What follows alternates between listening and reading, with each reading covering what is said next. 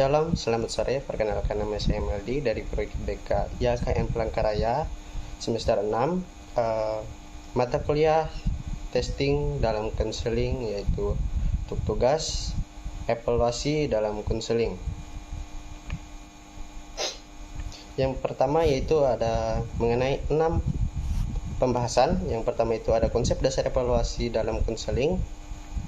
Yang kedua, jenis-jenis evaluasi dalam konseling. Lalu yang ketiga, tujuan evaluasi dalam konseling. Keempat, metode evaluasi. Kelima, tentang evaluasi dalam konseling. Dan yang keenam, strategi meningkatkan efektivitas evaluasi dalam konseling. Materi pertama yaitu mengenai konsep dasar evaluasi dalam konseling. Evaluasi dalam konseling mengacu pada proses penilaian terhadap kemajuan, efektivitas, dan hasil dari intervensi konseling yang dilakukan oleh seorang konselor. Tujuan utama dari evaluasi konseling adalah memastikan bahwa konseling berjalan efektif dan memberikan manfaat yang optimal bagi klien.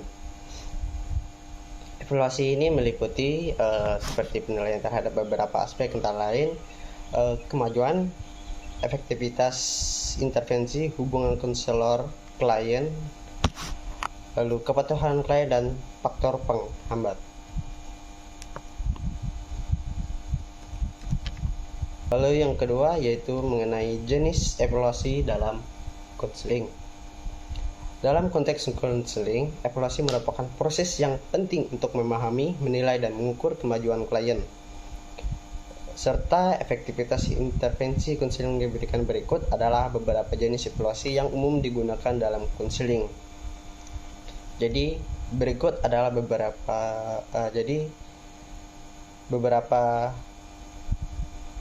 jenis evaluasi yang digunakan dalam konseling. Yang pertama itu ada evaluasi awal, assessment, yaitu evaluasi yang dilakukan pada awal proses konseling, yaitu untuk memahami masalah klien, kebutuhan, kekuatan, dan sumber daya yang tersedia. Tujuannya adalah untuk membentuk dasar pemahaman yang mendalam tentang situasi klien. Yang kedua ada evaluasi formatif, yaitu evaluasi ini dilakukan selama proses konseling untuk memantau kemajuan klien secara berkala. Hasil dari evaluasi formatif digunakan untuk menyesuaikan atau mengubah strategi konseling agar sesuai dengan kebutuhan klien. Lalu yang ketiga itu ada evaluasi ini dilakukan pada akhir. Yang ketiga ada evaluasi sumatif. Evaluasi ini dilakukan pada akhir proses konseling untuk mengevaluasi pencapaian tujuan konseling dan efektivitas intervensinya secara keseluruhan. Tujuannya adalah untuk mengevaluasi apakah konseling telah mencapai hasil yang diharapkan. Yang keempat ada evaluasi diagnosis, yaitu evaluasi ini bertujuan untuk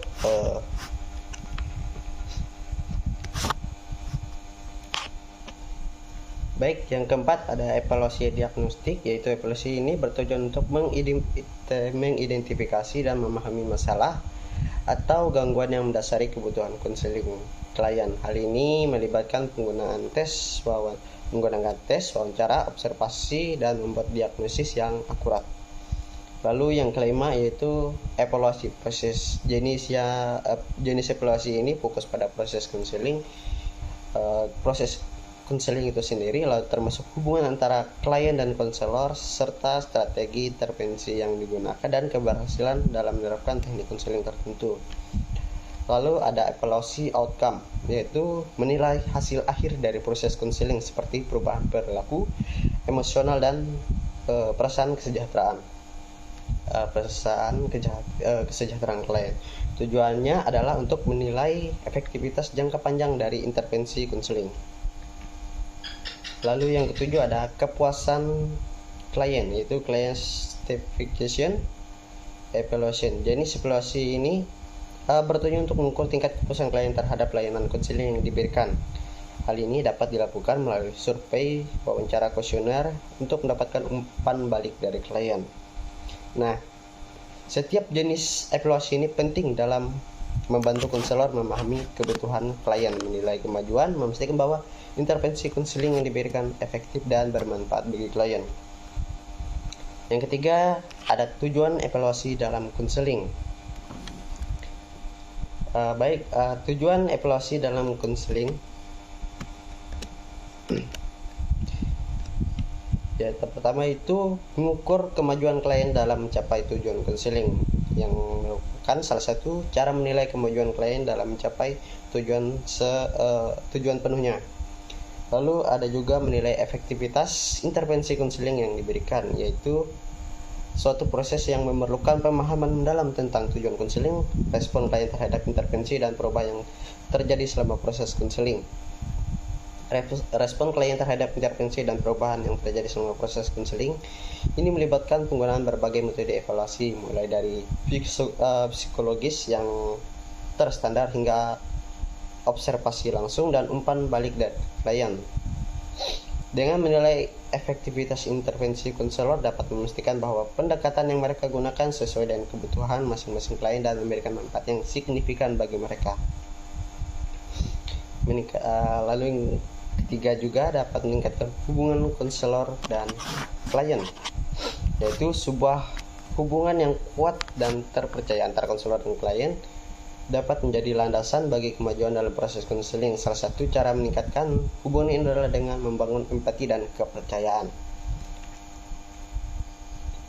Salah satu cara membangun empati dan kepercayaan, konselor perlu menunjukkan kehadiran yang menghargai pengalaman dan perasaan klien, dengarkan secara aktif, menunjukkan minat yang tulus, serta menempatkan diri pada klien. Ada langkah penting untuk membangun hubungan yang saling menguntungkan. Selain itu, membuka komunikasi yang terbuka dan transparan juga penting agar konselor dapat menciptakan lingkungan yang aman di mana klien merasa nyaman untuk berbagi pengalaman, pikiran, perasaan mereka tanpa terasa takut untuk dihakimi atau dikecap. Lalu yang keempat ada mengidentifikasi faktor-faktor penghambat dan strategi untuk mengatasinya. Mengidentifikasi faktor penghambat dalam konseling merupakan langkah penting dalam memastikan efektivitas intervensi. Beberapa faktor yang dapat menghambat kemajuan klien antara lain adalah resistensi klien, lalu yang kedua stigma terhadap konseling dan ketidaksesuaian antara klien dan konselor. Resistensi klien dapat muncul karena ketakutan atau keengganan untuk menghadapi masalah atau perubahan dalam diri mereka. Lalu yang kelima, menyesuaikan pendekatan konseling sesuai dengan kebutuhan individu atau klien, yaitu menyesuaikan pendekatan konseling sesuai dengan kebutuhan individu dan klien merupakan prinsip fundamental dalam praktik konseling yang efektif. Setiap individu memiliki kebutuhan, preferensi, dan konteks yang unik untuk mempengaruhi bagaimana mereka bereaksi terhadap intervensi konseling. Konselor harus memahami dan menghargai keragaman ini serta memiliki kemampuan untuk menyelesaikan pendekatan mereka sesuai dengan karakteristik masing-masing klien. Ini juga dapat melibatkan penggunaan berbagai teknik konseling tergantung pada tujuan klien, preferensi pribadi, dan kebutuhan spesifik mereka. Misalnya, konselor dapat menggunakan pendekatan kognitif perilaku untuk klien yang mungkin lebih responsif terhadap pendekatan berbasis pada solusi strategi konkret di sisi lain, untuk klien yang lebih bereaksi terhadap pendekatan humanistik dan psikodinamik, konselor dapat menyelesaikan sesi konseling untuk fokus pada pemahaman dan pertumbuhan pribadi dan hubungan antar pikiran, perasaan, dan perilaku. Lalu untuk metode evaluasi dalam konseling tersendiri, dapat beberapa metode evaluasi umum yang digunakan dalam konseling meliputi observasi, wawancara, kuesioner, serta penggunaan alat tes psikologi. Metode evaluasi dapat dipilih berdasarkan karakteristik klien, jenis masalah yang dihadapi klien, dan tujuan evaluasi yang ingin dicapai. Lalu Berikutnya tantangan evaluasi dalam konseling. Nah, yaitu meliputi yang pertama itu kerumitan penilaian kualitatif. Seperti subjektivitas berlebihan itu dapat menghasilkan penilaian yang bias atau tidak akurat. Lalu yang kedua ada keterbatasan data yang tersedia. Terkadang data yang diperlukan untuk evaluasi mungkin tidak lengkap atau tidak tersedia secara penuh, terutama jika klien tidak mengungkapkan informasi secara jujur atau lengkap. Ketiga, etika dalam melakukan evaluasi konseling termasuk privasi dan privasi klien. Mungkin klien bisa merasa tidak nyaman memberikan informasi pribadi yang dapat mempengaruhi keakuratan evaluasi.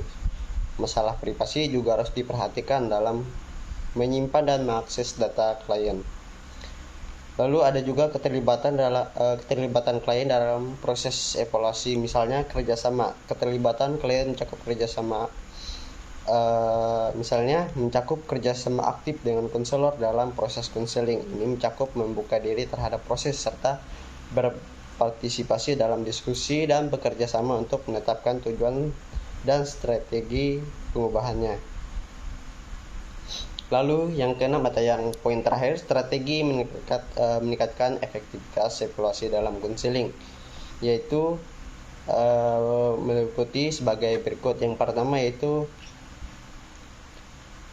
meningkatkan keterlibatan klien dalam proses evaluasi, yaitu mengajak klien untuk aktif terlibat dalam proses evaluasi, membantu mereka merasa lebih terlibat dalam perubahan yang diinginkan dan memberikan masukan berharga tentang pengalaman mereka dalam konseling.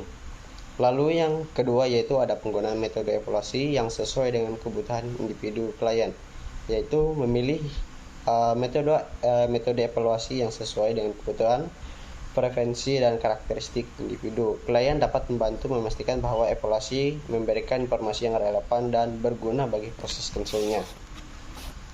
Yang ketiga ada pula pelatihan konselor dalam melakukan evaluasi, yaitu memberikan pelatihan dan pengembangan keterampilan kepada konselor dalam melakukan evaluasi dapat membantu mereka memahami konsep-konsep evaluasi yang penting, memilih dan menerapkan alat evaluasi yang sesuai, serta menginterpretasikan dan menggunakan hasil evaluasi dengan efektif. Lalu yang keempat ada kolaborasi antara konselor dan klien dalam proses evaluasi, yaitu mendorong kolaborasi antara konselor dan klien dalam proses evaluasi dapat membantu membangun hubungan yang kuat antara keduanya, meningkatkan pemahaman konselor tentang pengalaman klien dan memungkinkan klien merasa lebih didukung dalam mencapai tujuan mereka.